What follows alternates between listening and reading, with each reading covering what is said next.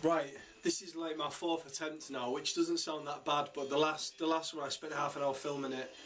It was in the dark and I was stood right over there, so you couldn't really see me, which might, in your opinion, be a good thing.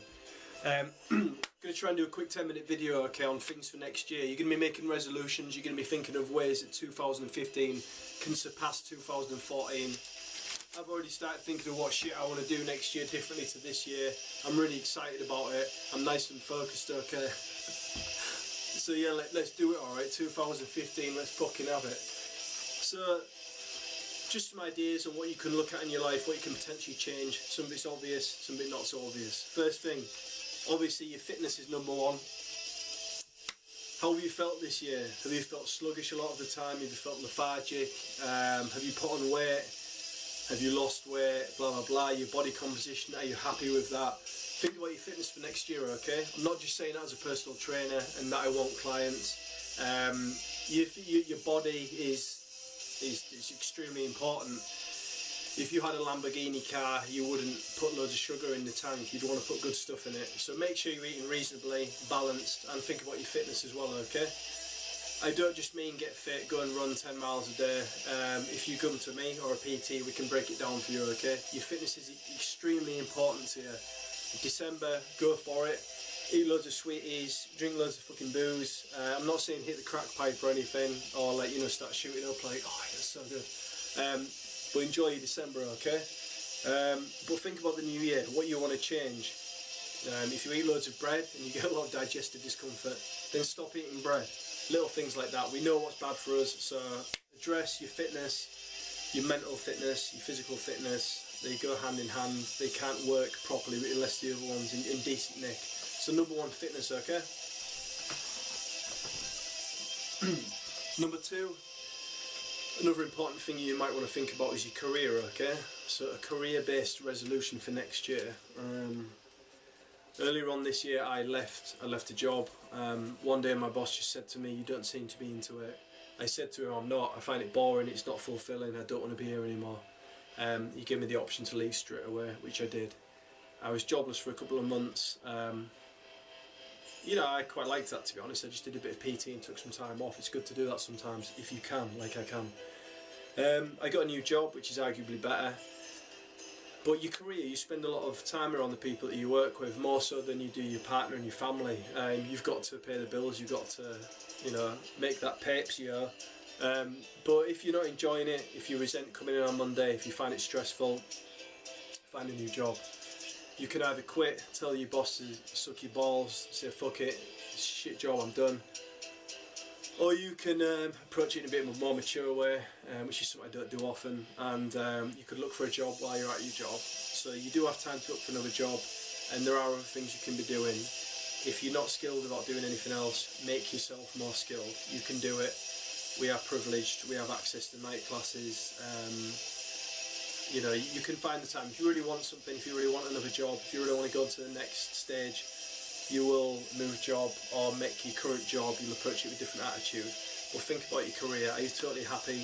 If you are, that's awesome. If you're not, make a change. Where did I put that note? Wait.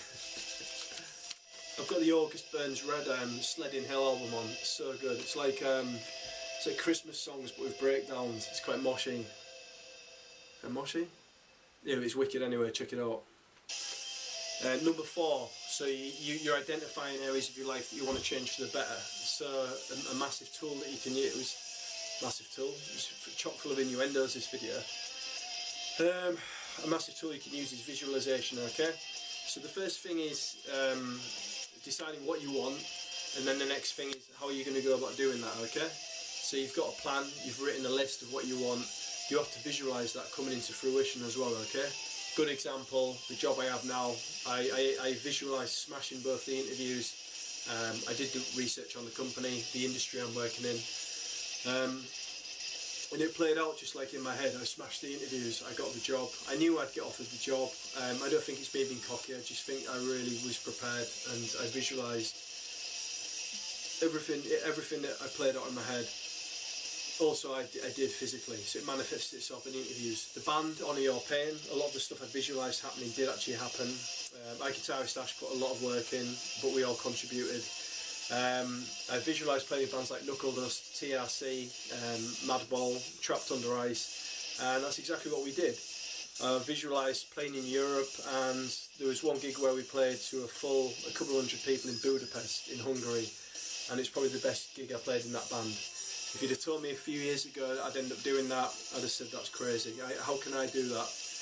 But I got in a band, I wanted to do it, I visualised it, we all worked, and it happened. I did some amazing stuff in the band. That's testament to the power of visualisation. So first thing, decide what you want. Second thing, aggressively pursue it, but visualise how it's going to play out. Might not always go how you want, but if you visualise it, a lot of athletes will tell you visualisation is a massive tool that they use, okay? So visualisation is very important. So what's next on the old list of Rooney? Negative people.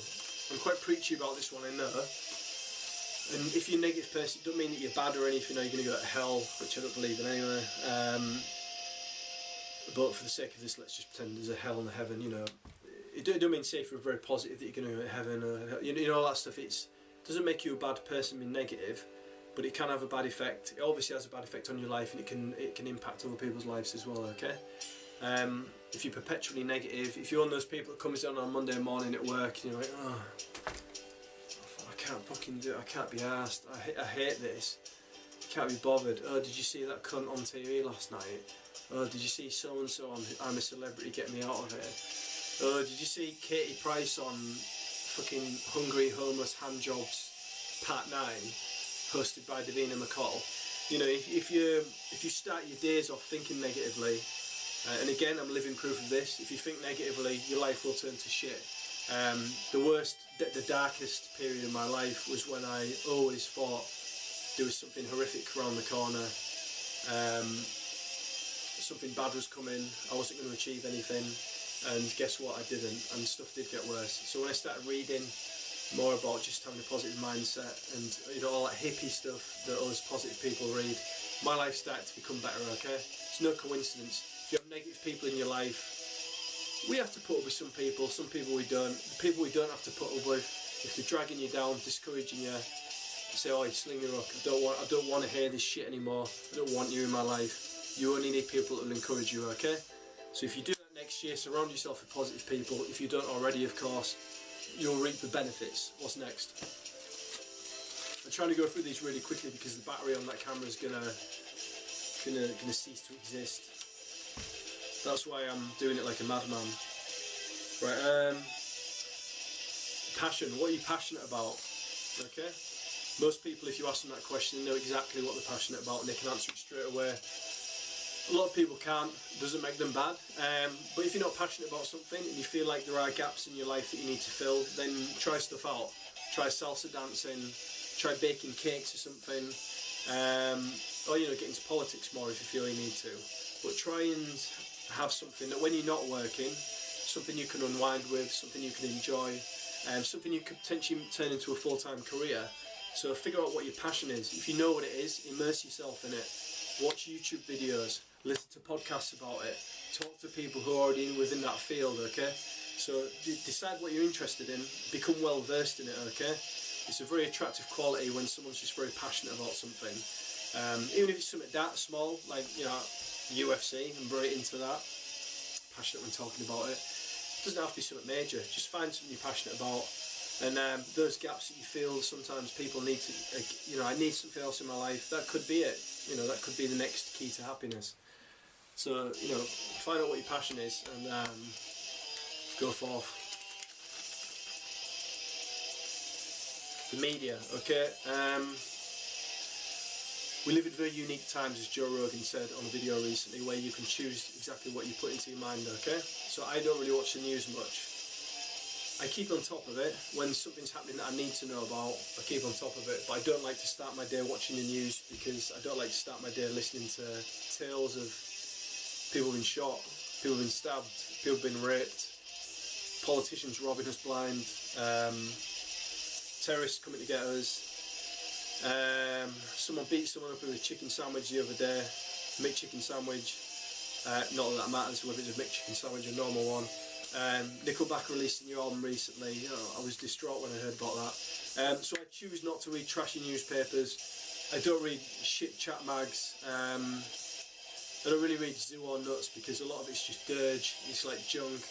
And I think I'm happier if I watch the news for a month. Then I didn't watch it for a month. I'd be happier when I wasn't watching it. So I'm not. It's not me being ignorant. You choose what you put into your mind. If you put more positive stuff in, you'll feel more positive. Trust me on that one. What else we got?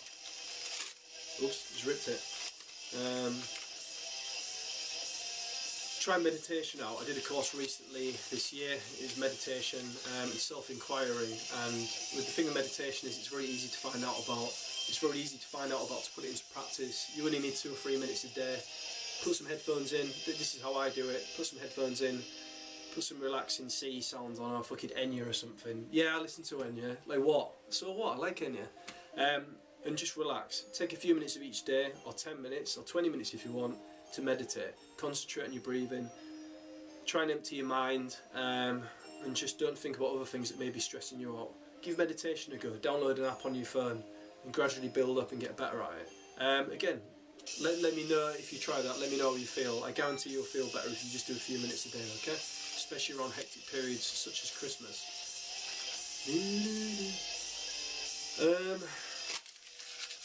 Nearly done with this. There we go.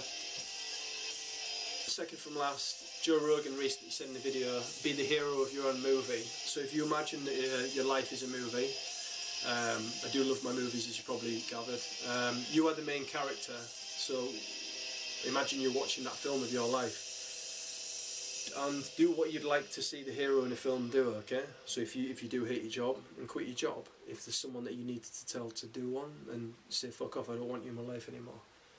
If you need to tell someone, you know, the pretty woman in the office that you like her, you love her, in love her or whatever, then go and do that. You know, just do the things that you see people do in movies.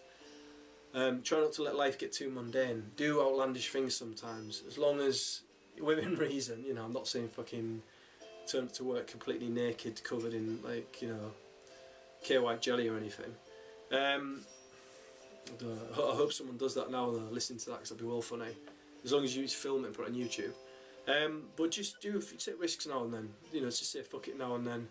And do what the hero would do in your own movie. Well, before I quit my job recently, a few months ago, I keep going back to that as an example. I watched this video, be the hero of your movie. What would they do? They would quit the job, so I quit my job within 2 days. You can apply that to any area of your life, but be the hero of your movie, okay? Be the triumphant figure in the movie. Don't be the pussy that no one wants to do well in the film. Be the guy or the gal that gets exactly what they want. And at the end they jump up in the air and it freezes and Don't You Forget About Me kicks in, or some 80s song like that. So be the hero of your own movie, okay? Be a warrior. Be a stoic.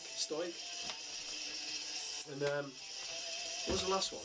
Last but not least, you will fail. You'll fail. I don't mean to sound negative. It's actually really positive. You'll fail next year when you're trying to do things. Don't be disheartened by that. We all fail. When I was doing my PT qualification, I failed my level 2 and I was gutted and I was very embarrassed.